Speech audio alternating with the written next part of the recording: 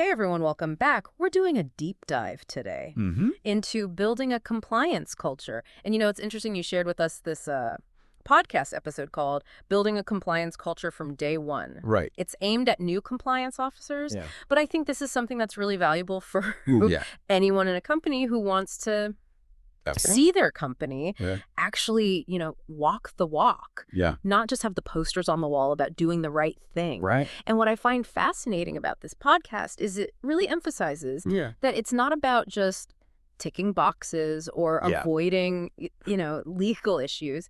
It's about weaving ethics into the foundation of the company. It is. And they're spot on with that because starting strong on this front makes all the difference. Yeah. And so they give us 5 key steps. Okay. And I want to go through each one of these with you and get your take on them. Sure. So the first step is strong leadership. Yeah. Now, that might seem obvious at first glance, but Yeah. this podcast digs a little deeper, I think. Absolutely it does. Yeah. We often hear about the tone at the top, but what does that actually mean in practice? Right. And this podcast highlights that it's not just about leaders saying that compliance matters. It's about them actively demonstrating that commitment. They have this great example of a CEO who participates in every single compliance training alongside employees. Wow. It's a small action, but it really does speak volumes. I think so. If you're leading a team and you see your CEO taking the time to go through the same training as you, it sends a really powerful message, doesn't it? It does. Because you're thinking, okay, if the CEO is taking this seriously, then this must be important. Right. Yeah. And that kind of sets a precedent. Exactly. And the podcast argues that that type of leadership fosters a culture where everyone feels empowered to do the right thing. Right. Not just because they have to, because it's the norm. I like that. Yeah. Moving away from that compliance as a chore, Right. but making it part of the company's culture. Absolutely. Which brings us perfectly to step 2, integrating compliance into the company's core values. Now, I'm really curious on this one because this feels a bit more conceptual. It does, but the podcast makes it very practical. Okay. They talk about how you want to bake compliance into the cake, not just add a sprinkle on top. Okay. And a good way to do that is by weaving compliance into the onboarding process right from day one. Okay. So think about it. You're a new employee. You're already overwhelmed with information. Oh, yeah. And then compliance training gets thrown at you as a separate dry module. Right. Not exactly the most inspiring first impression. Well, and first impressions matter, They really do. especially at a new job. That's the point that they make. Yeah. But imagine if instead compliance is introduced as an integral part of the company's values from the very beginning. Okay. So new hires see that ethical behavior isn't just a checkbox. It's fundamental to who the company is. It's like you're not just learning the rules, you're understanding why those rules exist and how they contribute to the company's overall mission and values. Exactly. And it's part of the DNA of the organization. Precisely. And this can be reinforced in everything from performance reviews to decision-making processes to even casual conversations. It becomes part of the company's language and their daily life. That's a fantastic point. It's not just a one-time training session. It's about creating an environment where compliance is constantly being reinforced. Yes. But even with all the best intentions, even with the leadership setting the tone, there needs to be a way for employees to actually comply. You're absolutely right. And that's where step 3 comes in accessible compliance. Okay. And the podcast emphasizes user-friendly resources and systems, especially for reporting concerns. Right. Because you need to create a culture where people feel safe speaking up if they see something amiss. So how do they suggest going about that? Because it's one thing to say, speak up if you see something, but you have to have a way for people to do that. Right. They highlight 2 key elements. Okay. First, a well-publicized and easy-to-use hotline, not one of those obscure numbers buried deep in the employee handbook, but a clearly communicated and accessible channel. Got it. And second, a designated compliance officer who's approachable and responsive. Yeah. They describe these elements as open doors, inviting employees to participate in maintaining that culture of compliance. It's all about making it easy for people to report concerns without feeling like they're jumping through hoops or risking their job. Exactly. If you see something that seems off, you want to be able to flag it Yes. quickly and easily. And this is where that tone at the top that we discussed earlier really comes into play. Okay. Because if leadership has created an environment where compliance is valued and speaking up is encouraged, then employees are far more likely to use those reporting channels. Yeah, right. It's like having a suggestion box that's front and center as opposed to one that's hidden away in a dusty corner. Exactly. If people know that their concerns will be taken seriously, they're much more likely to provide valuable feedback. That's right. And it's not just about having those channels in place. It's also about ensuring that employees trust they'll be used effectively. Transparency is key. People need to see that their concerns are addressed, not swept under the rug. Right. Which actually brings us to a point that I think is closely related to this. Open dialogue and feedback. Okay. The fourth step outlined in the podcast. Right. It's not just about giving employees a way to report concerns, but also creating a culture where those concerns are actually heard and addressed. Yeah. And I think this is something that can easily become kind of a preaching to the choir situation, where leadership is saying, we have an open door policy, but employees might not actually feel comfortable speaking up. You've hit on a crucial point, and the podcast acknowledges that this is a common challenge. Yeah. They emphasize that true open dialogue goes beyond those formal channels like annual surveys or town hall meetings. Okay. It's about fostering a culture where these conversations happen organically in everyday interactions. So what does that look like? Can you give me an example? Sure. Imagine you're in a team meeting and someone brings up a potential ethical dilemma related to a project. Okay. If the response from the team leader is dismissive or defensive, that immediately sends a message that compliance isn't truly valued. Right. But if the team leader takes that concern seriously and encourages open discussion, then it reinforces that message that doing the right thing is everyone's responsibility. Okay. And it shows that those conversations are welcomed and encouraged. So you're creating a space where people feel safe, raising concerns, and then having those concerns addressed in a constructive and supportive manner. Exactly. And the podcast highlights another aspect of open dialogue that often gets overlooked: anonymous feedback channels. Oh. Because sometimes people feel more comfortable sharing sensitive information if their identity is protected. Oh, I see. And this can be surprisingly effective in uncovering crucial issues that might otherwise stay hidden. That makes sense. Some people might hesitate to speak up directly, especially if they're worried about repercussions. Exactly. But if they have an anonymous channel, then they can feel safe. Yes. And that brings us to the final step: continuous reinforcement. Okay. This is where the podcast uses that great gardening analogy. Building a compliance culture is like tending a garden. I like that. It needs constant care, not just a one-time planting. And that really speaks to the long-term nature of building a sustainable compliance culture. It does. You can't just set it and forget it. Right. It requires ongoing attention and effort. So how do they suggest approaching this continuous reinforcement?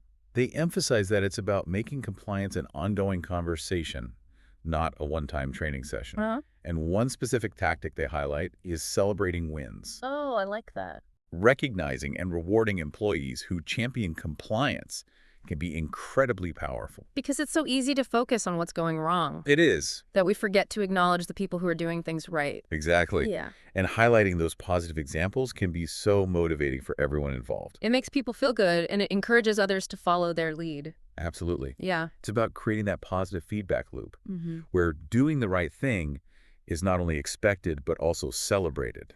So we've covered a lot of ground here, from strong leadership to integrating compliance into core values. Yeah. Making it accessible, fostering open dialogue, and continuously reinforcing the message. It's clear that building a strong compliance culture requires a multifaceted approach. It definitely does. And we've only just scratched the surface. Right. There are so many nuances to explore within each of these steps. But before we dive deeper, I'd love to hear your initial thoughts. Okay. What stands out to you from these 5 steps? What resonates most strongly? What really struck me is how interconnected all of these steps are.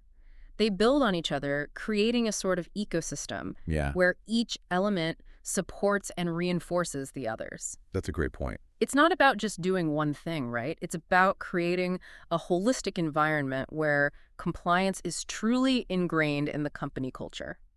That's a brilliant observation, and I think it perfectly sets the stage for our deeper dive into some of the specific tactics and challenges involved in building a truly effective compliance culture. But first, we'll take a quick break, and we'll be right back to continue our deep dive. Sounds good. Welcome back. Now that we have a good overview of those 5 steps, Right. I want to dig a little deeper into some of the nuances the podcast brought up about actually implementing these ideas. Okay. One thing that really stuck with me was how the podcast emphasized ethical behavior just as much as, if not more than, simply meeting those legal requirements. Right. They made a great point. You could have all the policies and procedures in the world, but if people aren't actually motivated to do the right thing, Right. then those policies won't mean much. They won't. And I think leadership plays a crucial role in that. Okay. Because think about it. If your CEO or manager is constantly cutting corners or bending the rules, even in small ways, that sends a signal to everyone else that those rules aren't really that important. It's like actions speak louder than words. You can talk all day about the importance of compliance. Exactly. But if you're not living it yourself, then people are going to notice. They will. And the flip side is also true. If leaders are known for their integrity and their commitment to ethical conduct, that sets a much higher standard for the entire organization. And that reminded me of something else. The podcast mentioned the importance of ongoing compliance training. Yes. They argued that it shouldn't just be a one-time event, but a continuous process. Yes. And I think this is an area where a lot of companies fall short. You know, they'll do the bare minimum, maybe an annual training session, and call it a day. But the reality is the regulatory landscape is constantly evolving. The risks that companies face are changing all the time. So what does a more effective continuous training program look like? Well, first and foremost, I think it needs to be engaging. Okay. You know, no one wants to sit through the same boring compliance presentation year after year. Yeah. So the podcast suggested using a variety of methods like online modules, in-person workshops, even team discussions. I like that. A blended approach. Keep things interesting. Cater to different learning styles. Exactly. But even with a variety of methods, how do you ensure that the training is actually sinking in? And not just becoming another box to tick? Well, the podcast highlighted the importance of making the training relevant to people's everyday work. It's not just about memorizing rules. It's about understanding how those rules apply in real-world scenarios. So they suggested using case studies, role-playing. Oh, interesting. Even simulations. Wow. To make it more interactive and memorable. That's a great idea. So you're making it practical and less abstract. Exactly. Which, speaking of making things practical, the podcast talked about celebrating wins. And recognizing employees who are doing things right. And I thought that was a very smart strategy. I agree, because it's so easy to focus on the negative. It is. To focus on what's going wrong. But highlighting those positive examples can be so motivating for everyone. It's like giving someone a shout out in any other area of their work. It makes them feel good. It makes others want to follow their lead. Exactly. But shifting gears a bit. Sure. I'm curious about your thoughts on something that I think is often overlooked, and the podcast mentioned it. The role of technology in building a compliance culture. That's a great point. And honestly, I think technology can be a really powerful tool in this area. Think about it, even just a few years ago. Most compliance programs were managed manually with tons of paperwork and spreadsheets. It was a nightmare. Sounds like a recipe for errors and missed deadlines. It was. So how has technology changed the landscape? Well, now you have these sophisticated software platforms that are designed specifically for managing compliance programs. And these platforms can automate a lot of those manual processes. Everything from tracking training completion, to storing policies and procedures, to conducting risk assessments. They can even flag potential issues. That's incredible. Before they become big problems. It's like having a digital assistant for your compliance program. It is, and it really frees up compliance professionals to focus on more strategic initiatives. Like what? Like developing new policies or conducting investigations. Okay, so it's freeing up their time to really think big picture. Exactly. But what about the human element? Yeah. Does technology replace the need for human interaction and oversight in compliance? It's a good question, and the podcast was very clear. That technology is a tool, not a solution. You still need people who understand the complexities of compliance and who can interpret the data and make informed decisions. It's like having a powerful car. it can get you where you need to go faster, right, more efficiently. Yeah. But you still need a skilled driver behind the wheel. That's right. So technology can support compliance. Yes. But it can't replace human judgment. It can't.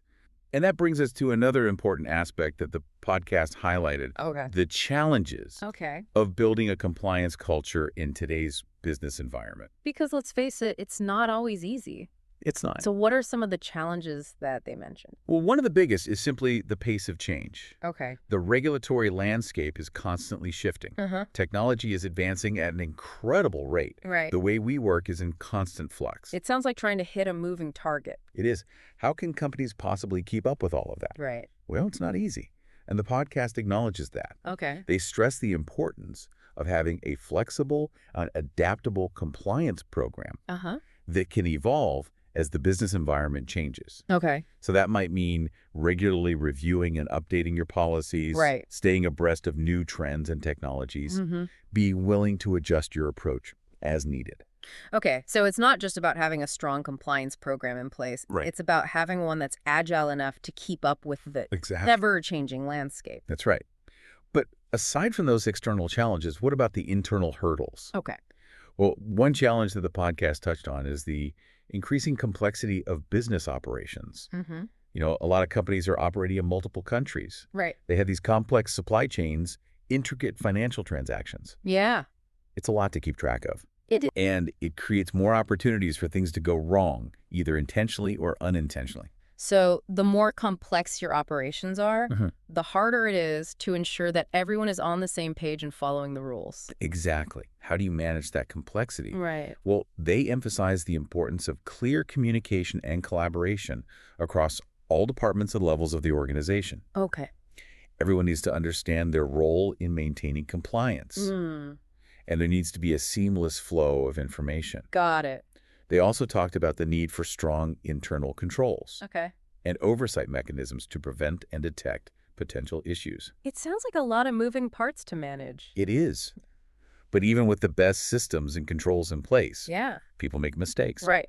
People can be careless, they can be tempted to cut corners, or they can just simply be unaware of the rules. Absolutely. And I think the podcast did a good job of acknowledging that reality. They did. They acknowledged that human factor is always going to be a challenge. Yeah. And that's why they stress the importance of creating a culture where compliance is not just seen as a set of rules to follow, but as a shared responsibility and a core value. So it's about creating an environment where people want to do the right thing. Exactly. Not just because they have to, but because it's the right thing to do. Yes.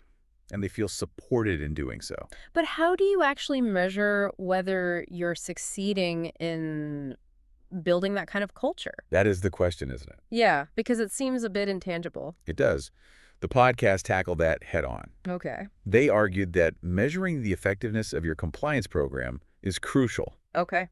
You know, it's one thing to say you have a strong compliance culture, but it's another thing to actually prove it. So how do you go about proving it? What are some of the metrics or indicators they suggest looking at? Well, they mention a few key things. First, the number of compliance incidents reported. Okay. If you're seeing a high number of incidents, it could be a sign that your program isn't effective. Or that people aren't comfortable reporting concerns. That makes sense. If people aren't reporting issues, it doesn't mean there aren't issues. It just means that they don't feel safe speaking up. Exactly.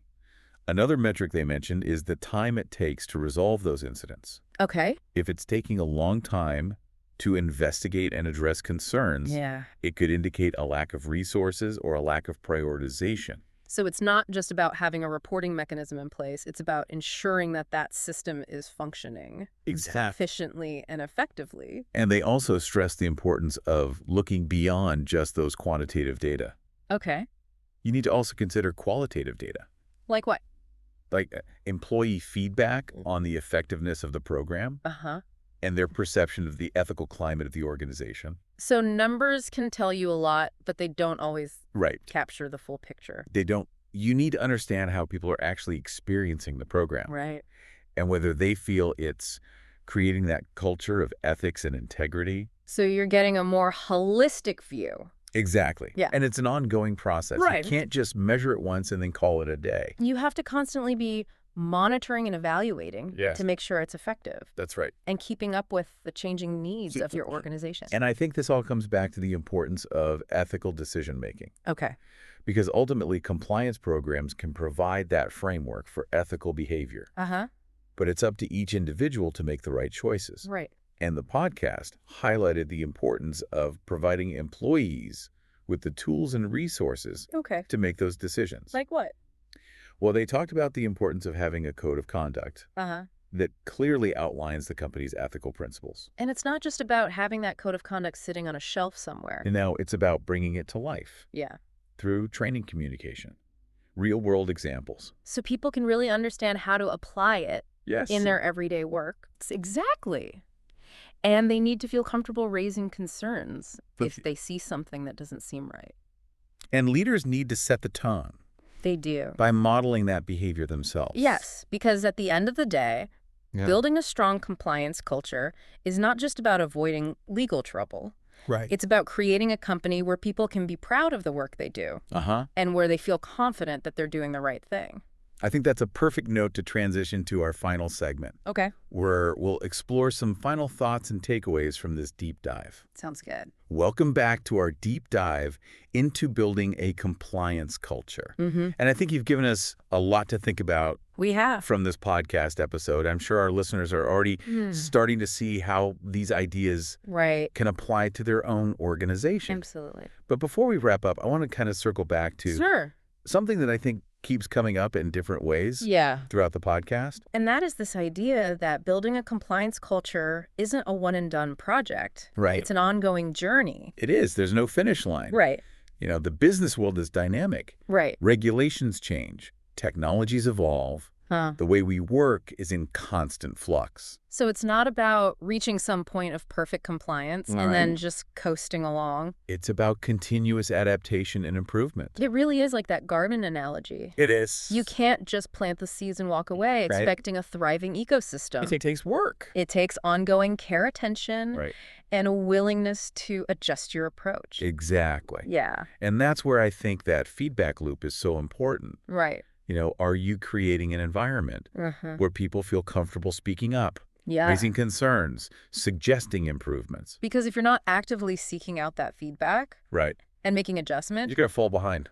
Yeah, because the people who are closest to the work are often the first to spot the potential issues or, you know, areas where the compliance program isn't quite meeting their needs. They have valuable input. So if they feel empowered to speak up, yeah, they become active participants. Exactly. In building and maintaining that culture. It becomes a collective effort. So to our listeners out there, as you continue on your own journey of building a compliance culture, remember that it's an iterative process. It is. Be open to feedback. Yes. Be willing to adapt and never stop learning. That's right. And I think most importantly, focus on fostering that genuine culture of ethics and integrity. I agree.